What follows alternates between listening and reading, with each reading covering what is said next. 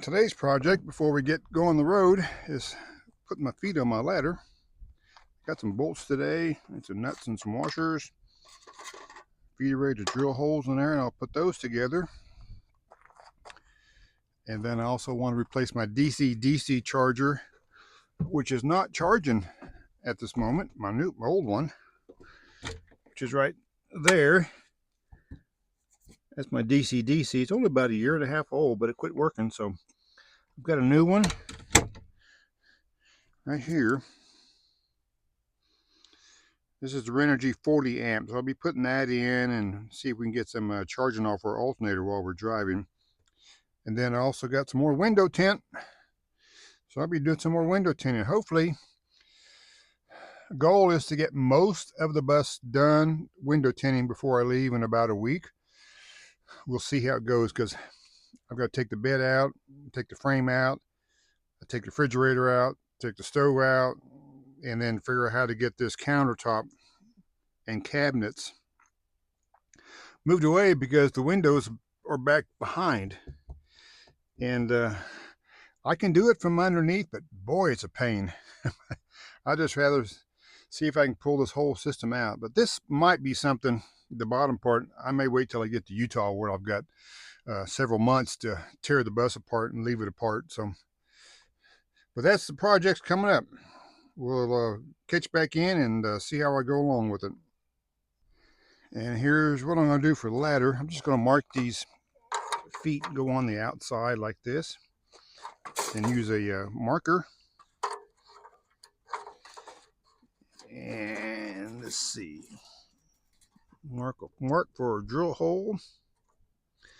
And I've got a single foot goes on this back leg right here. And then hopefully things will line up. So let's drill these babies out here.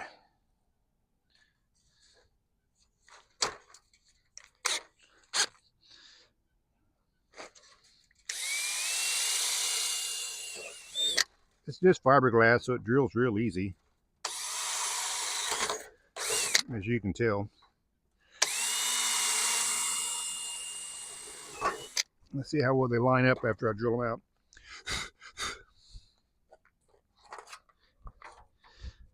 Yep, that'll work just fine. Well, if I can hold on to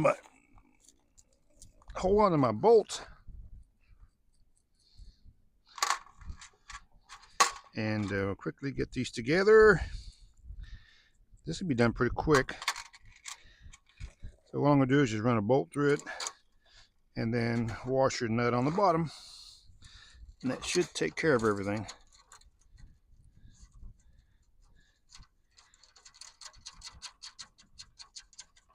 Kind of like that. Then I'll tighten them down in a minute. Those line up. Yep, good enough.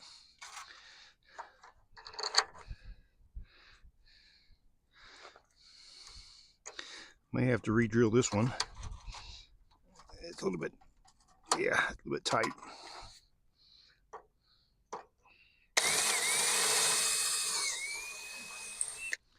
Got that just a bit off-centered. There we go. Now we're cooking.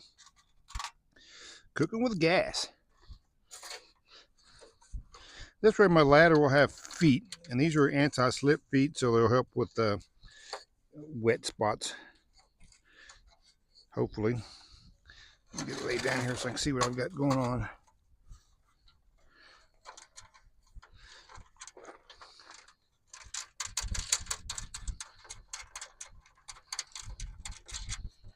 Yep, just like that, and we'll have the other side done, and we can, if I don't need the ladder, I may just mount it back up underneath the bus. I don't think I'm going to need it anymore. Let's see, I'll be here for a week. I don't have anything planned, so I may just stick it back under there. But that's basically how it's going to work. I'll tighten them down. We'll go from there. And just like that, the feet are on. John Deere green and yellow colors. But there you are. Got a working ladder again. Now I'll mount it under the bus and get it off the ground and get it ready for travel. One task done. I noticed my ratchet strap was,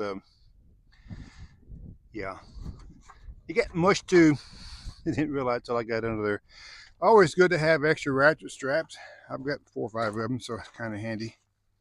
And the ladder is now strapped.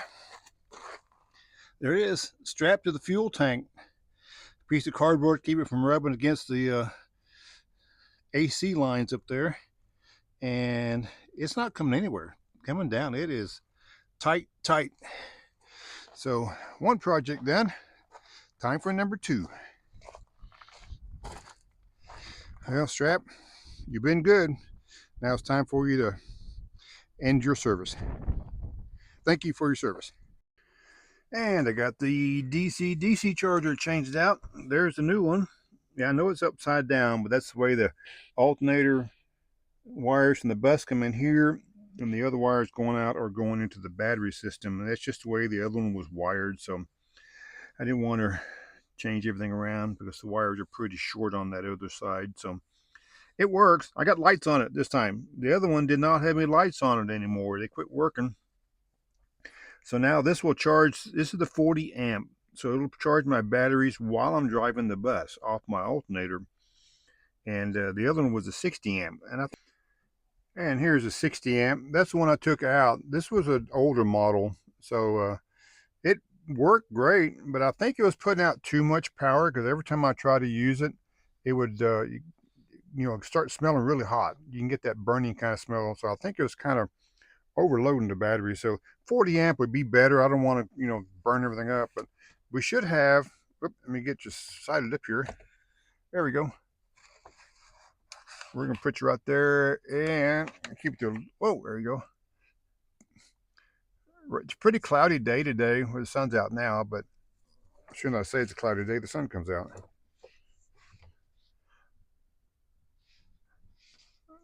400 watts. Wow, we got some good shoulder. Just a minute ago, it's like 92. Now it's 400. So I do have 600 watts of solar, so we are getting some solar. So watch this number right here. And when I start the bus, this number here should go up because it'll be charging from the solar and from the alternator.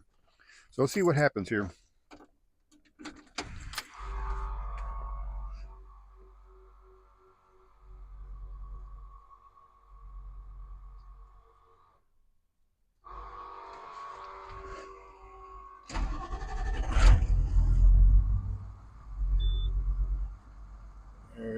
Let's see what's doing here. Kicking in.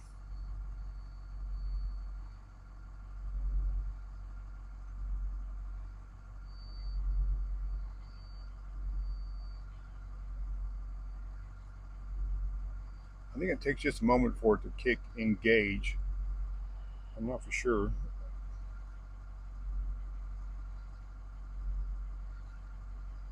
Well, there it goes.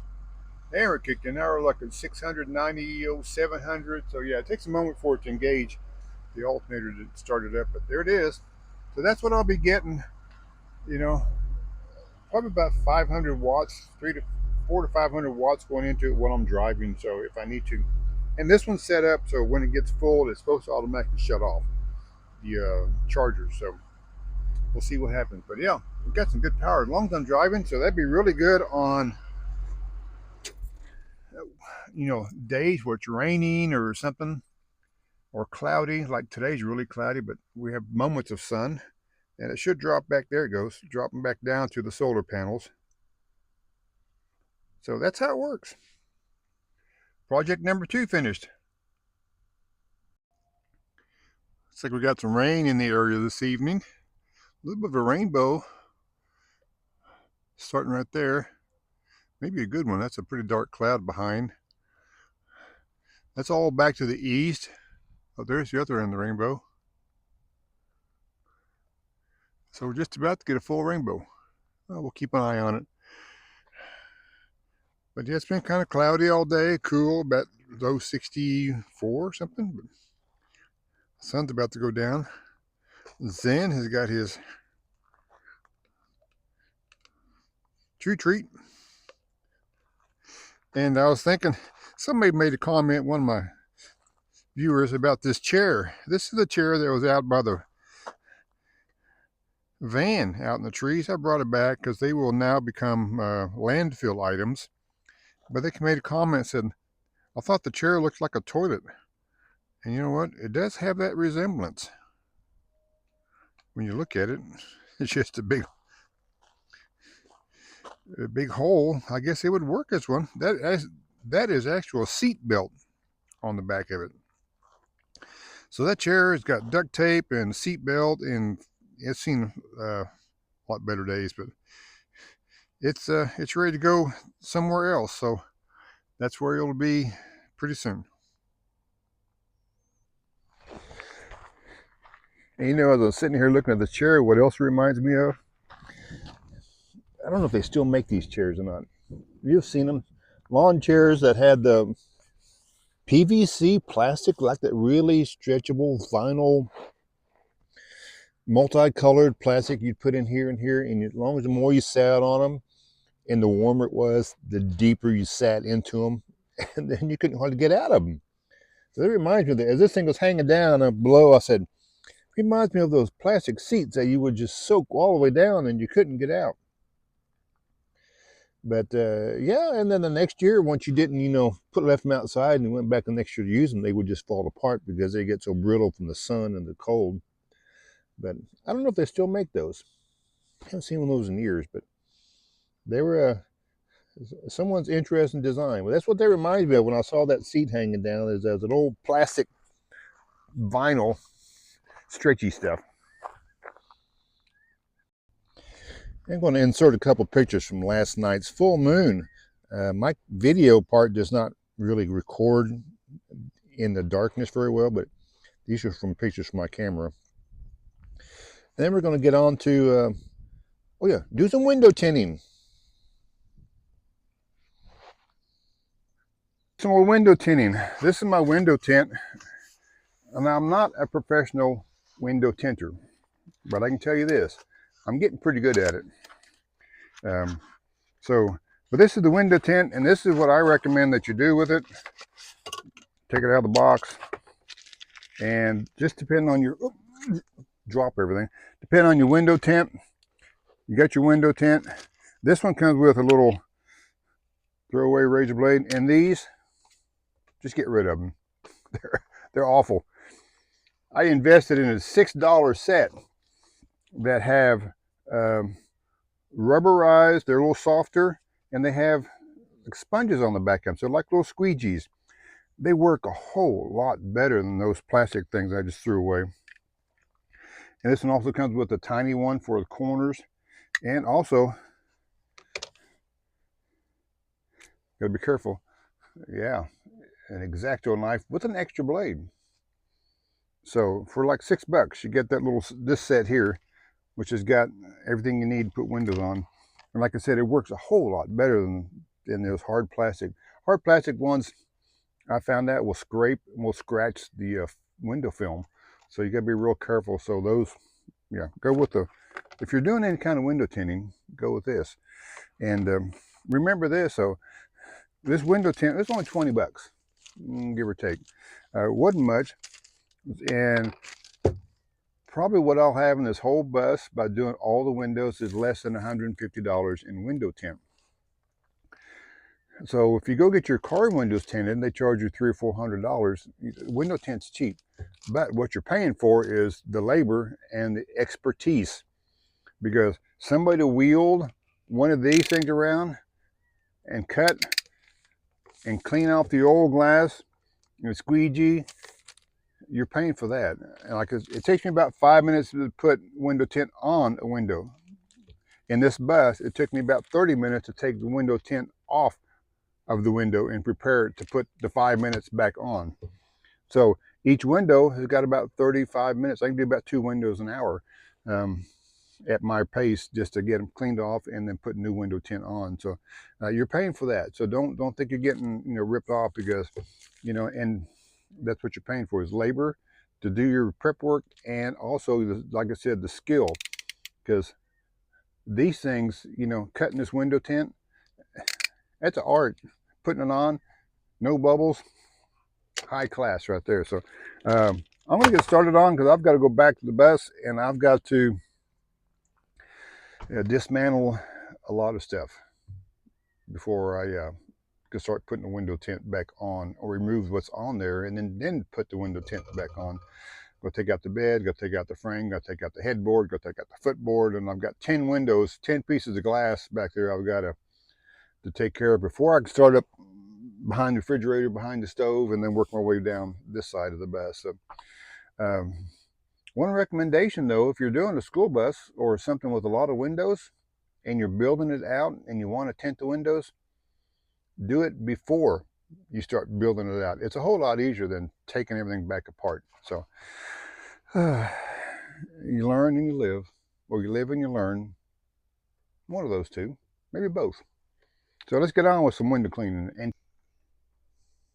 And the window tinting is coming along. Back part's done. So it's a chore. But yeah, I got my jacket on. It turned cooler today. It's only going to be in the low 60s right now. It's probably in the 50s. Wind's blowing and getting ready to have some high winds and some rain. So hopefully we'll see what happens.